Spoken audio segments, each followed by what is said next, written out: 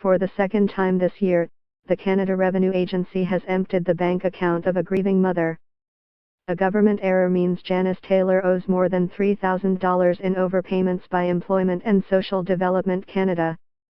It was about a year after the death of Taylor's infant daughter, Aspen, when the CRA first drained her account, and it happened again on Friday. "That was my rent money, that was my light bill money, that was my grocery money and my Christmas money. Every cent," said Taylor, who lives in Fredericton. Taylor was working as an apprentice auto body painter in Alberta when she got pregnant. Aspen was born in March of 2016, but died 8 months later from spinal muscular atrophy (SMA), a disease that affects the motor nerve cells in the spinal cord. Taylor had been on maternity leave while basically living at the hospital. The week that Aspen passed away, I made a couple phone calls to Service Canada to try and get through to someone to let them know she was no longer with me. And I couldn't reach anyone, Taylor said. So I ended up getting a copy of her death certificate and driving it an hour to the nearest Service Canada desk, and handing it to the agent. And he put a note on the computer, and said, "I'm not able to take the physical paperwork, but I can make a note on the file and your benefits will switch over automatically." That didn't happen. Instead, the government deposits continued. In January, she started to receive notices of overpayment. By March she owed more $3,000. At that point, still grieving and only working part-time, Taylor said she began calling Service Canada to see if something could be worked out. With little luck, she decided to head back home to New Brunswick, where she could get the support of her family.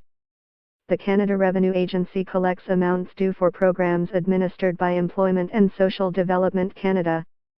And just days before Taylor left Alberta in June, the agency cleaned out her bank account.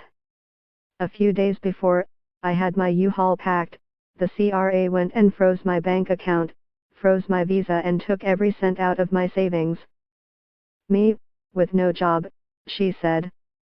So it was almost $650 they took in one day.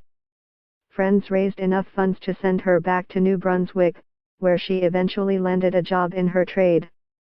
Taylor said she contacted the CRA to set up a payment plan in November, but on Friday, the CRA emptied her bank account again, leaving her unable to pay for food, rent, power or phone.